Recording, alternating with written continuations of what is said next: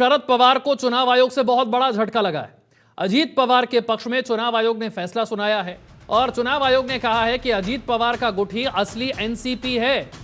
अजीत पवार गुट के पास एनसीपी का नाम और घड़ी का जो चुनाव चिन्ह है वो भी अजीत पवार के पास ही चला गया है। शरद पवार से पार्टी के 3 नाम मांगे गए हैं और कल शाम 4 बजे तक ये 3 नाम उन्हें देने हैं। अजीत गुट के पास नाम और चिन्ह चला गया है। शरद पवार के राजनीतिक जीवन का शायद ये सबसे बड़ा झटका होगा। शरद पवार के पास ना पार्टी का नाम बचा, ना पार्टी का निशान बचा। असली एनसीपी अजीत पवार की और एनसीपी का चुनाव चिन्ह यानी कि घड़ी भी अजीत पवार को ही चुनाव आयोग ने दे दिया है। और अब शरद पवार से कहा गया है कि आप अपनी पार्टी के लिए नया नाम सोच लें और 3 नए नाम जो हैं वो चुनाव आयोग को भेज दें और उसी के हिसाब से आपको चुनाव चिन्ह भी अलॉट कर दिया जाएगा।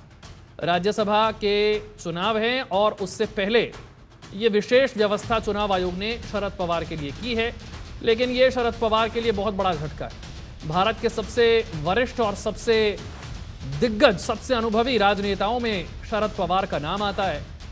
नेशनलिस्ट कांग्रेस पार्टी वो चलाते हैं।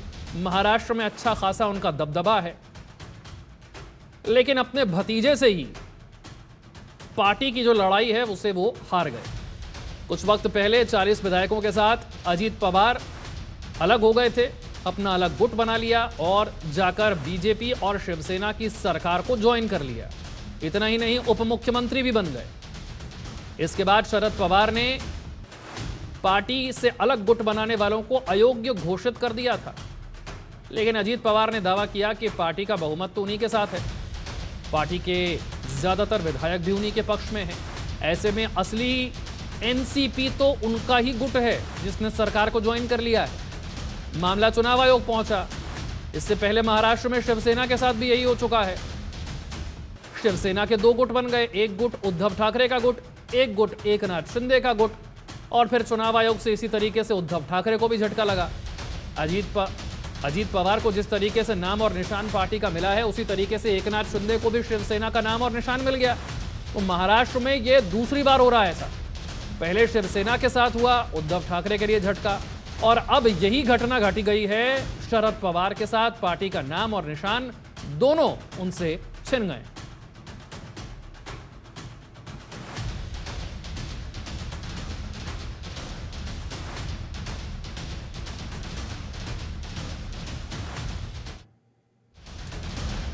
तो महाराष्ट्र की राजनीति में ये एक बड़ा सा भूचाल आप इसे कह सकते हैं, क्योंकि सबसे दिग्गज राजनेता को अगर इस तरीके का झटका अपने भतीजे से लगे तो इसे और क्या कहा जाएगा। एनसीपी का नाम यानी कि एनसीपी पार्टी और एनसीपी का चुनाव चिन्ह घड़ी, ये दोनों ही अजीत पवार को मिल गया है। अजीत पवार शरद पवार के भतीजे हैं। हमारे मैनेजिंग एडिटर मिहिर मिश्रा इस वक्त हमारे साथ जुड़ गए। मिहिर जी, महाराष्ट्र में तो ये दूसरी बार हो रहा है कुछ ही वक्त में, और शरद पवार के लिहाज से देखा जाए तो भारत के सबसे दिग्गज, सबसे वरिष्ठ राजनेताओं में से ये सबसे बड़ा झटका है उन्हें। विशाल, ऐसा लगता है जिसने किसी पुरानी पिक्चर को रिवाइंड करा दिया हो। कुछ दिन पहले हम लोगों ने शिवसेना में यही स्थिति देखी थी, जब उद्धव ठाकरे से पूरी पार्टी छिन गई, निशान छिन गया, विधायक चले गए। तो वैसी स्थिति शरद पवार के साथ हुई, ना घर के रहे ना घाट के रहे।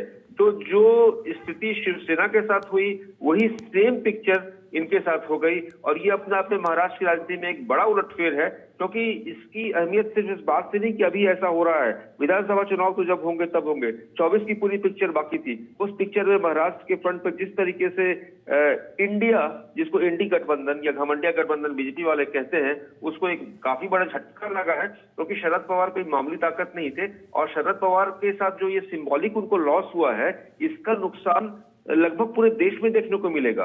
क्योंकि माना यह जाता है कि जो प्रधानमंत्री मोदी के बरक्स जो 2-4-5 कद्दावर नेता थे, उसमें नीतीश कुमार पहले ही मिल चुके हैं एनडीए के साथ। शरद पवार जो चैलेंजर की भूमिका में थे, तो शरद पवार की पार्टी को उनको डेंट, उन भतीजा पहले ही उनकी सारे विधायक जाकर ले गया और सरकार से हाथ मिला के सरकार बन गई वहां पर। और अब इस तरीके से पार्टी का निशान जाना, तो पहले शिवसेना का निशान चला गया। और जो हम लोगों का देश है विशाल, वहां भूलना नहीं चाहिए, ये देश जो है संकेतों से चलता है। जैसे कि एक जमाना था जब मीर जी, मैं आपको रोकूंगा। अजीत पवार गुट का क्या कहना है, जरा सुन लेते हैं जल्दी से। आयोग ने हमारे बाजू में उसका निर्णय दिया है। घड़ी वही है, लेकिन अब समय नया है, तो इलेक्शन में आपको दिखाई जाएगा। आपको मुंबई में मालूम पड़ेगा, महाराष्ट्र में मालूम पड़ेगा कि घड़ी नहीं वही है, चिन्ह हमारा ये नया है, टाइम नया है। दिखेगा, आप जरूर दिखेगा। मोदी जी के आदरणीय मोदी जी, पंतप्रधान मोदी जी के नेतृत्व में लोकसभा लड़ाई जीती जाएगी महायुति के बारे में, आपको दिखाई जाएगा। गणेश आडिवरेकर, मैं मुंबई सेक्रेटरी।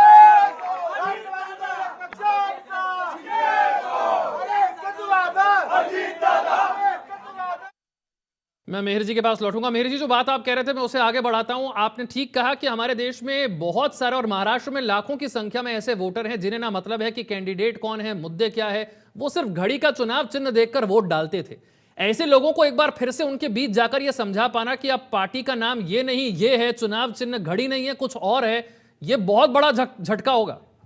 ये इतना ही बड़ा झटका विशाल है कि मानो एनसीपी के लिए, शरद पवार साहब के लिए घड़ी की सुई रुक गई, वक्त उनके लिए थम गया। पॉलिटिकली चुनाव के बिल्कुल मुहाने पर देश खड़ा है, उस एन वक्त पर आपकी पार्टी का निशाना से छीनना, तो किस मुंह से और कितना जाकर के कितने लोगों तक अपनी बात तक पहुंचाएंगे? कहां तक कहेंगे नहीं भाई अब मेरे ये नया निशान है, मेरे कोई बंगला आवंटित होगा, या कोई हो सकता है हेलीकॉप्टर मिल जाए या कुछ और मिल जाए उनको सिंबल। लेकिन घड़ी और शरद पवार एनसीपी एक दूसरे के पूरक बने थे, तो पार्टी गई, विधायक गए, निशान भी छिन गया। तो अब पॉलिटिकली मेहर जी आप बने रहिए। राम कदम, भारतीय जनता पार्टी के नेता भी हमारे साथ जुड़ गए हैं। राम कदम साहब, ये तो ऐसा लग रहा है महाराष्ट्र में शिवसेना वाली स्क्रिप्ट ही फिर से चल गई है। इसे इन शब्दों का प्रयोग ना करें। जिस प्रकार से हमने देखा कि श्रीमान एकनाथ शिंदे जी के साथ भी बहुत बड़ा गुट रहा, और वही हालात, उसी प्रकार के आंकड़े आदरणीय अजित पवार जी के साथ भी रहे। और देश के लोकतंत्र में आंकड़े काम करते हैं, संविधान के तहत, नियमों के तहत जो चुनाव आयोग है वो फैसला देता है, और उसी तरह से ये फैसला आज अजित पवार जी के पक्ष में आया है। हमने देखा कि जिस प्रकार से उद्धव ठाकरे अकेले पड़ गए थे, उसी प्रकार से शरद पवार जी भी पूरी तरह से केवल अपनी पुत्री और 2-4 लोग इर्द गिर्द, इतने ही लोग उनके पास बचे थे। और जो जिस प्रकार से चुनाव आयोग ने दोनों पक्षों का सुना, दोनों पक्षों की दलीलें सुनी, उसको पूरी तरह से खंगाला, और खंगालने के पश्चात जो विधि विधान के द्वारा, जो संविधान के द्वारा जो नियम है, नियमों के तहत उन्होंने फैसला किया है। अब अगर किसी को यह फैसला अगर अमान्य है तो वे न्यायपालिका जा सकते हैं, पर वर्तमान में राष्ट्रवादी दल ये अजित पवार जी का ही दल है, और जो घड़ियाल जो चिन्ह है, चुनावी चिन्ह, वह भी उनके पास ही है। एक ऐतिहासिक फैसला चुनाव आयोग ने दिया, और इस कारण महाराष्ट्र के सभी राष्ट्रवादी दल के कार्यकर्ताओं में बड़ा आनंद है। और आपने देखा होगा कि जो मंत्री रह चुके हैं कई वर्षों से, ऐसे सारे लोग अजित पवार जी के साथ आए। मतलब केवल विधायक नहीं आए, केवल दल के नेता नहीं आए, कार्यकर्ताओं के साथ पूरे देश के, पूरे प्रदेश के बड़े बड़े दिग्गज नेताओं के साथ जो चुने हुए नुमाइंदे हैं, वे भी उनके साथ आए हैं। तो स्वाभाविक रूप से चुनाव आयोग को अपनी एक उनका दायित्व रहा, उन्होंने दोनों पक्षों को सुनकर के फैसला दिया है। राम कदम जी, अगर आप थोड़ा सा ऐसे टेक्निकली बता सकें कि किस आधार पर यह फैसला हुआ है, कैसे यह फैसला हुआ? देखिए, आधार तो चुनाव आयोग बताएगा, मैं चुनाव आयोग का प्रवक्ता नहीं हूँ, मैं एक भारतीय जनता पार्टी का सामान्य कार्यकर्ता हूँ। पर जो एक कार्यकर्ता के रूप में जो सामने जो चित्र दिखता है, वह चित्र बिल्कुल स्पष्ट है। इन्होंने कोई दल के साथ बगावत नहीं की, कि दल की विचारधारा इन सारे लोगों के साथ है। जब दल की विचारधारा और दल ही इनके साथ है, तो चुनाव आयोग नियमों के तहत फैसला देगा। अब वो क्या नियम थे, कौन से आधार थे, कौन से तर्क थे, और फैसलों की जो पन्ने आएंगे, उन पन्नों पर विस्तार से होगा, उस पर चर्चा होगी। पर वही हमने इसके पूर्व भी उद्धव ठाकरे के संदर्भ में, मैं राम कदम साहब आपके पास लौटूंगा। प्रफुल्ल पटेल क्या कह रहे हैं, जरा सुन बातें आपको। केवल वोटर की बात नहीं है, तो उनका भी एक मनोबल रहता है, उनको भी एक समाधान रहता है कि हम जिस संस्था के साथ जुड़े हैं यही सही संस्था है। आपको लगता है कि लड़ाई यही खत्म हुई है, क्योंकि इसको लीगल चैलेंज भी कर सकते हैं जो पक्ष जिनके फेवर में नहीं गया है फैसला? भाई देखिए, हम लोकशाही में किसी भी फैसले का आगे चैलेंज कर सकते हैं। हो सकता है कि कल इसका चैलेंज सुप्रीम कोर्ट या हाई कोर्ट या कहीं भी करने की कोशिश की जाए, उसका हमारा कोई उसमें कोई किसी को कहना नहीं है। हम केवल इतना ही कहेंगे कि हमको ऐसा लगता है कि जो हमने फैसला लिया था वो सही था और आज इलेक्शन कमीशन के माध्यम से हमारे फैसले को सही ठहराया गया, इसका हमें समाधान है। सर मराठी में प्रफुल्ल पटेल को हमने सुना, उन्होंने कहा कि जो फैसला हमने किया वही ठीक है और पूरी की पूरी पार्टी हमारे साथ ही सहमत है।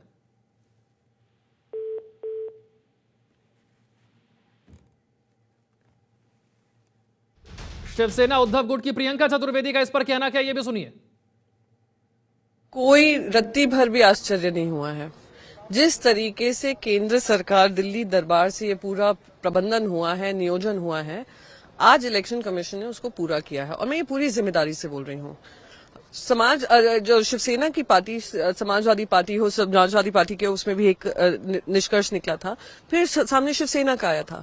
शिवसेना में हमने लाखों के संख्या में एफिडेविट दिए थे, पर फिर भी पूरी की पूरी पार्टी और पक्ष का चिन्ह शिवसेना का दे दिया गया था गद्दार गैंग को।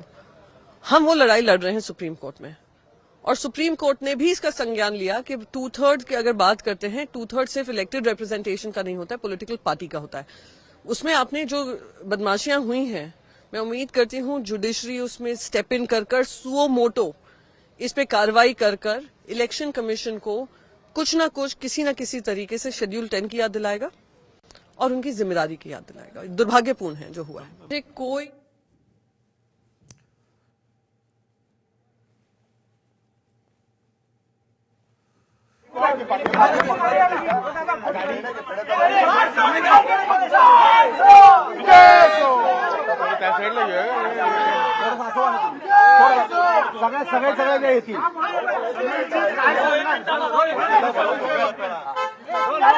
राष्ट्रवादी काँग्रेस पक्षाचा विजय असो।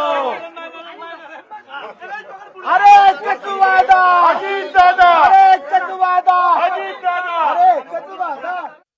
प्रश्न बनाया जा रहा है अजीत पवार का गुट है और अब तो अजीत पवार का गुट कहना भी ठीक नहीं होगा। अब तो यही कहना ठीक होगा कि जिन्हें आप देख रहे हैं यही असली एनसीपी है, क्योंकि पार्टी का नाम, पार्टी का निशान अब अजीत पवार के गुट को मिल गया है और फैसला चुनाव आयोग का है। बहुत बड़ा झटका शरद पवार के लिए है। एनसीपी का नाम और निशान की जो लड़ाई है वो अपने भतीजे से हार गए हैं। महाराष्ट्र में यह बड़ा राजनीतिक भूचाल है। इससे पहले ठीक इसी तरह का घटनाक्रम शिवसेना के साथ हुआ, जब उद्धव गुट से अलग हो गया एकनाथ शिंदे का गुट, और न सिर्फ अलग हो गया बल्कि बीजेपी के साथ मिलकर सरकार बना ली। एकनाथ शिंदे मुख्यमंत्री बन गए। और कुछ इसी तरह से एनसीपी में हुआ, जब 40 विधायकों को लेकर अजीत पवार अलग हुए तो न सिर्फ अलग हुए, सरकार को ज्वाइन किया और उप मुख्यमंत्री की शपथ भी ले ली। और अब तो चुनाव आयोग ने अजीत पवार के गुट के पक्ष में बहुत बड़ा फैसला सुना दिया है। आमच्या वकिलांनी जे आहे मजबूतीने जे आहे आमची बाजू मांडली आणि ती बाजू मांडली नाही तर प्रूफ देऊन बाजू मांडली की कशी आमची केस जी आहे ती स्ट्रॉंग आहे। कागद तो बड़ी खबर आपने देखी। एक और बड़ी खबर आपको बताते हैं, सूत्रों के हवाले से खबर है, कांग्रेस के कार्यकाल पर श्वेत पत्र ला सकती है सरकार।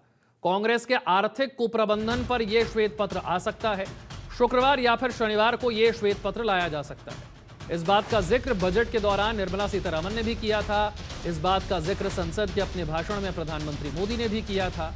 और एक तरह से एक तुलना होगी कि एनडीए के 10 साल बनाम यूपीए के 10 साल अर्थव्यवस्था किस तरीके से आगे बढ़ी। एक श्वेत पत्र यूपीए के कार्यकाल को लेकर, यानी 2004 से 2014 जिस वक्त मनमोहन सिंह प्रधानमंत्री थे, उस दौरान अर्थव्यवस्था की स्थिति क्या थी। बीजेपी ने उसे आर्थिक कुप्रबंधन बताया है।